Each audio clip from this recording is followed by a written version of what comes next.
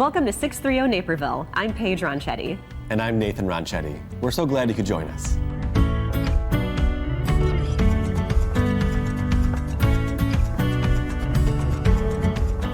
We've got a fantastic lineup for you today. We'll serve up the details on Restaurant Week, chat with the Naperville Police Chief, learn how to take care of those indoor plants, and Liz Spencer sits down with Naperville Notable Anita Knotts. But first, it's the new year. Paige, have you made any resolutions this year? There's one or two I'm hoping that I can stick with this year. Well, we have an expert on set from Grow Wellness Group to hopefully tell me just why we can't keep our New Year's resolutions. I'm so happy to welcome Wynn Lacey from Grow Wellness Group. Thanks so much for joining us. Thanks for having me. I'm so proud to be here to represent Grow Wellness. Excellent. Yeah. So we're in the new year. We're thinking about resolutions. Yeah. Why is it so compelling for us to make New Year's resolutions? Well, psychologically, since that's my profession, right, I think that the reason that we make resolutions is because we feel that some part of our life just got out of control, that we want to regain that control at some level. And we've been taught all of our lives that the way you regain control or get control is to set certain outcomes, and those outcomes should be measurable. But really, it's about the achievable result at the end that I can see. Got it. And so it's so compelling to make those resolutions, but it's also really easy to break them. Yes. And so why is that? I actually don't think that we break or don't keep our resolutions. I think we make resolutions that are not sustainable. Okay. Right? So, and in psychology, we use the ego a lot to try to have control, try to regain control. And the ego itself is, to me, a false belief in control itself. So, you can imagine from a very little age, young age, you have believed that first you can control your emotions, right? Sit nice and, and then control the way you think, the way you're taught, and then control certain outcomes like going to college and then getting a spouse and then getting the white picket fence and then getting the career and then getting the finance. So we are taught that we can control. And so there's a very separate part of our mind that sort of tries to make that happen. And it's actually not even true. It's not reality. So I think that's why this happens. So wanting to be in control, have that control, it can be a problem. It's a huge burden on your nervous system. And I think you can recognize, and probably everyone that's listening right now can recognize, there's an anxiety issue in this country. And maybe even around the world, right? Everyone is obsessed with controlling. And it's becoming a mental health crisis. So yeah, I think it's a massive burden on our tiny little nervous systems and brains to think that we're controlling things that are way outside of our control. So if I want to make a better resolution, how should I approach that? Well, I wouldn't use the ego. Okay. Right? And the thing about control and the ego is there's other parts of us that we don't often identify or work with. And probably the best one that I can point out right now is acceptance. Right? So acceptance is not part of the ego. It's not part of control. It's not something that kind of goes in and control and acceptance do not really coexist, right? So if I were going to set a New Year's resolution, let's pick an obvious one, losing weight, right? That's probably always top of mind for a lot of people this time of year, is I would spend all of January practicing acceptance. And I would do that very specifically. I would stand on the scale and I would look down at the scale. And as I feel my little tiny cute nervous system trying to control this, I would say, I accept this weight. And I fully love myself where I am, even though I want something different right now. I want something different. And so I would just spend the whole month practicing acceptance. That's going to confuse your ego a bit. It's going to make it so that it's not in the picture anymore of creating the resolution. Then maybe in February, I would spend a lot of time trying to learn the brand new science around what are all the things that determine weight. At my age, it's hormones, it's sleep, it's other things that are not my 17-year-old daughter's concern, right? But they're mine, so I'd spend a month doing that. And then maybe in the spring, I would say, okay, if I'm in acceptance, if I am now full of some new knowledge, what's a true behavior that I could start to implement that is in cooperation, not control, but cooperation with all of these factors? Does that make sense? Yeah. So that's what I would suggest anybody who may be listening right now as an alternative way of approaching next year. So we can resolve to accept and then build some behaviors where we can coordinate and collaborate from there. Yeah, so not control, cooperate, right? There's all kinds of other ways to cooperate with all the things that are not in your control. Excellent. Yeah. Thank you so much. We're on a path to a better us. I hope so. And if you need some help, partnership, I hope that you or anyone watching would consider coming to Grow Wellness Group. We're a great place to find a partner in helping you resolve some of that control and be in a little bit more cooperation with your life. Excellent. Thank you so much, Wayne. Yeah, thanks for having me. Up next, let's take a look at Naperville Restaurant Week 2024. It's January, and for restaurant owners and members of the Naperville Restaurant Association, that means only one thing: Naperville Restaurant Week. Restaurant Week is an opportunity for all the restaurants in Naperville, over 350 of them, to kind of participate in a after holiday celebration to kind of, get a little more excitement after the holidays. There's a little stagnation there, and it kind of gives a little more excitement for the Restaurant Week. How does Restaurant Week work? So there's the option of actually hosting a prefix menu, appetizer, dinner, dessert, things along those lines. And there's actually another option where you can actually just have a discount where anyone coming in for the week can just get discounted. Naperville Restaurant Week isn't just the downtown Naperville restaurants. Everyone's involved. There's sandwich shops. They have just a discount for a sandwich. You can go and get maybe some Thai food at a discount. It's not just your fancy sit-down restaurants. It's the whole town. It's all the restaurants. January, February is not the best weeks for restaurants. It's after the holidays, everyone spent their money, people don't go out as much. People can come in, spend less, see the rest of your menus, know what you do the other times, and it just helps everybody in the industry. Catch 35, which has locations in Chicago and downtown Naperville, has been participating in Restaurant Week even before it was official in Naperville. Restaurant Week started 16 years ago in Chicago. We've been open 19 years here in Naperville. So what we did is we piggybacked Naperville on Chicago Restaurant Week because it's the same marketing, the same advertising. We might as well do it.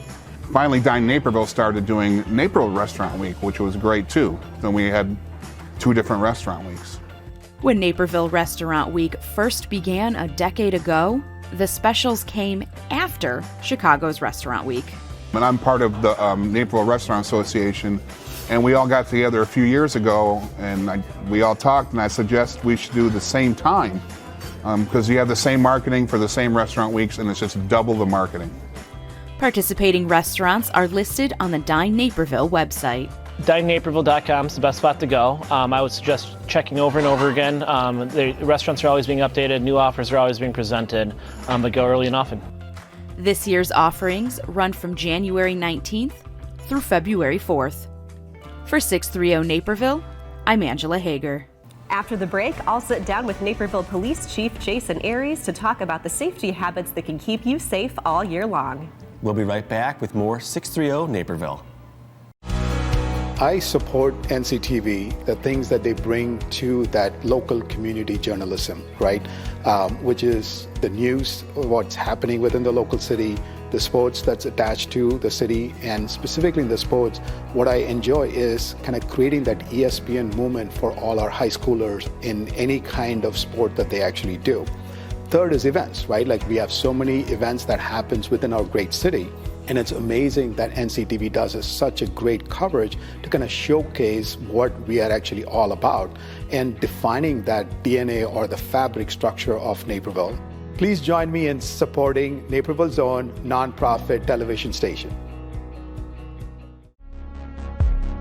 We live in a safe community, but not a crime-free community. If you see something, say something. Be a Naperville Crime Stopper.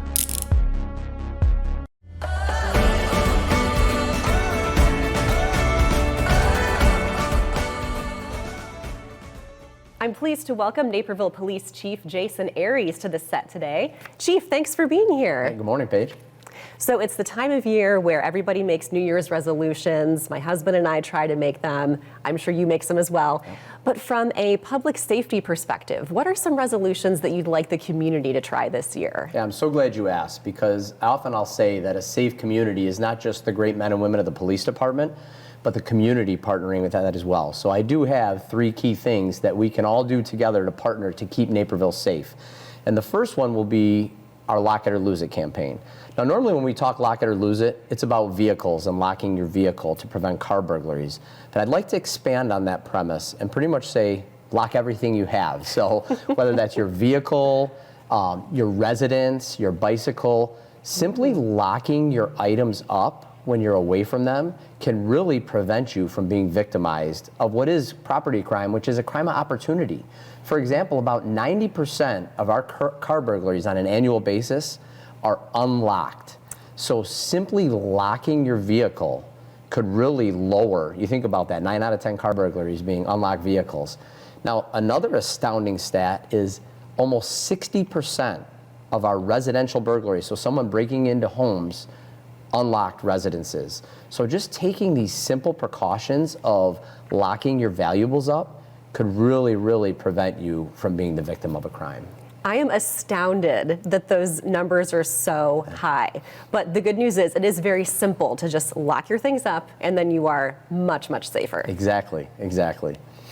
So let's talk about another resolution you'd like to see from the community for this year. Yeah, the second one is one that I have been preaching throughout 2023, but I really want to put it at the forefront in 2024, and that's see something, say something.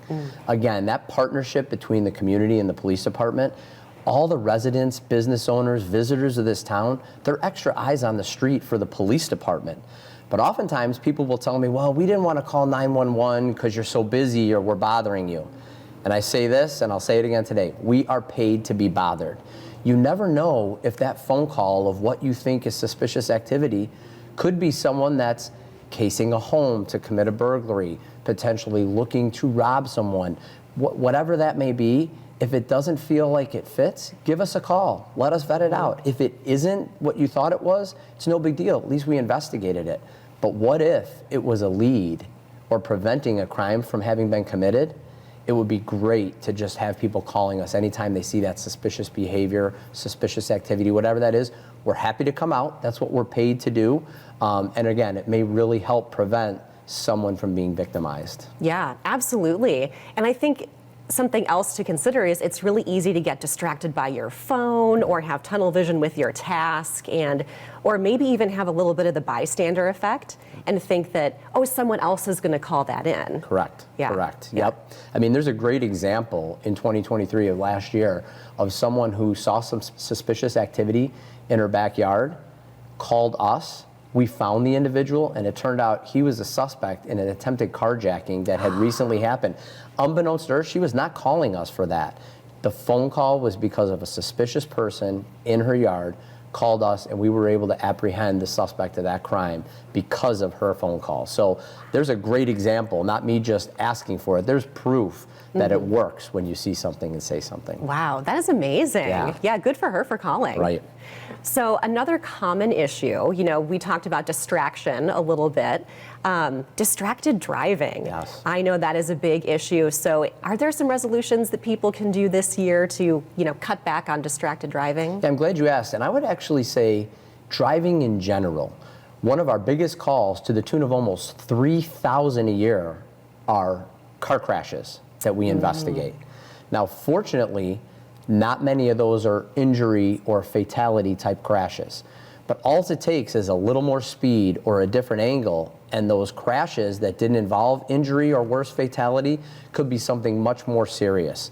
So yes, I would really ask our community members and those driving through our community to really follow 3 simple things. Generally speaking, just follow the rules of the road.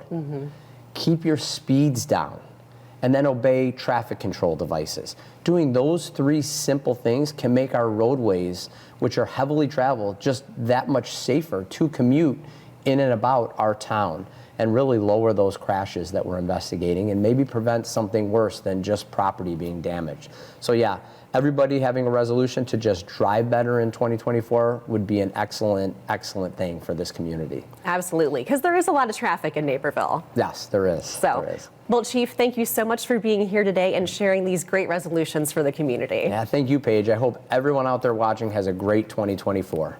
I hope everyone takes these resolutions to heart and commits to the 3 things we learned about today: lock it or lose it, see something, say something, and respecting the rules of the road. Up next, let's take a look at what you can do to keep these alive. That's a fake plant. I figured it's our best shot. Well, maybe we'll learn something and actually keep a plant alive for once. I'm Jane Morrison. I am a member of Crest Creek Garden Club. I hope that if you don't have plants in your house, you will take it up as a simple hobby. One of the easiest things is a sword plant or a mother-in-law's tongue. I remember my grandmother had a huge pot of these on the radiator in her kitchen, at her kitchen window. Back in Ludlow, Kentucky growing up. I don't know what happened to that plant. I always wondered. But the only way you can kill this is to overwater it. So you need to be careful. They do like clay pots. They will continue. You can see this has 2 plants. They produce plants from one another. This is a little bitty one, and you can see I have two plants coming from this, and eventually these small plants will probably go in a bigger pot and go out and live in my yard during the summer and come back in and hopefully find a home. Probably another one of the easiest house plants to grow, a peace lily. And they put up, my bloom is green right now, but they put up beautiful white blooms. And this will get huge. I'll probably have to repot it come spring. And again, it'll go out and live somewhere in my yard. These are cuttings of a small Rex begonia plant I did probably about a month and a half ago, and you can see I've been pretty successful. I don't have a commercial greenhouse. I do have grow lights. I put them under, but these clamshells that things like grapes and lettuce come in work as a great greenhouse to close it up. To do this, I've got a small pot. I filled it with a good quality light potting mix that I have enriched a little with some perlite so it's even lighter. I've watered it through really, really well. And I forgot to pull this, so I will. Rootone, which is going to stimulate my root growth. And just put a little in the cap with clean scissors that I do have. I'm gonna take this plant, you can see it's been in water, it's got a few little roots, but I tend to do better propagating them this way. A quick cut, put it right down in the wet dirt. This again will go in this clamshell because I'll put this one just under the grow lights, and hopefully it's gonna give me a new baby. If you've got kids, one of the plants they seem to think is fun is a spider plant. And again, I've got to find it because it's got one in here. They put off these little offshoots. They give you little babies.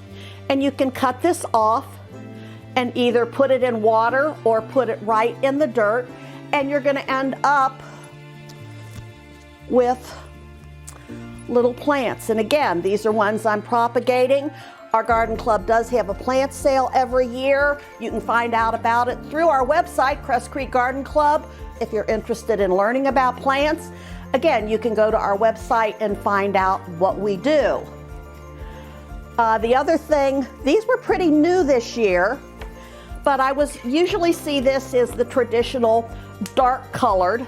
I know it has a botanical name, but everybody knows these as wandering Jews. And again, this is something that you can propagate because these are cuttings I did maybe a month and a half ago.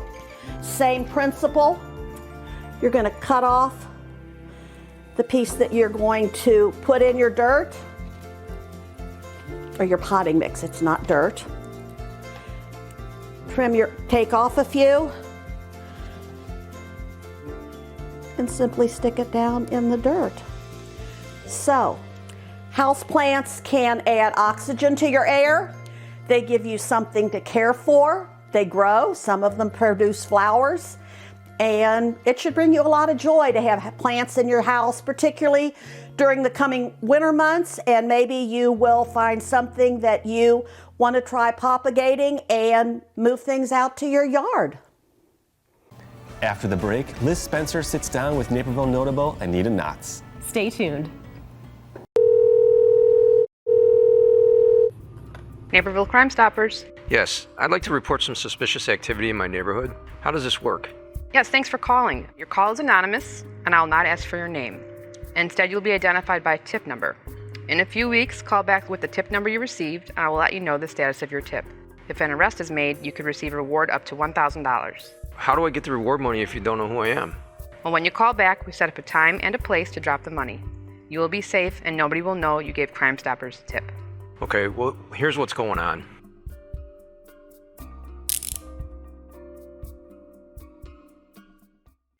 I support NCTV 17 because NCTV 17 supports us. It connects businesses, community leaders, nonprofits, and residents. So join me in supporting your local community television station, NCTV 17.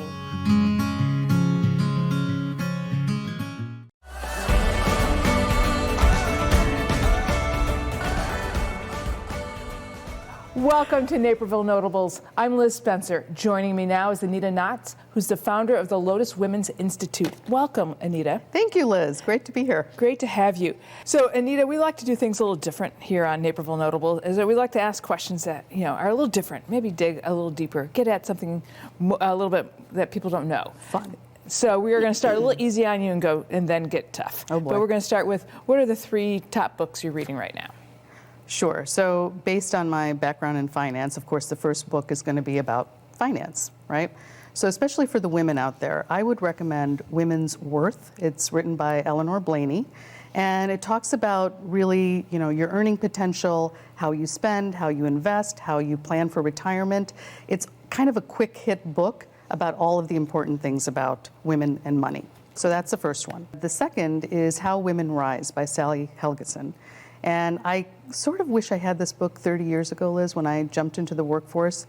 It talks about the quick hit things that women get in their own head about, right? Being perfectionists, how do we tout our own accomplishments without feeling like we're bragging, leveraging important relationships. So I think that's a key book for women of all ages who are in the workforce.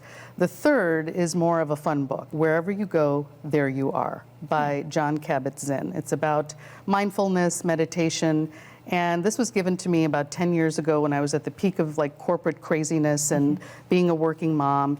What it taught me was to basically slow down.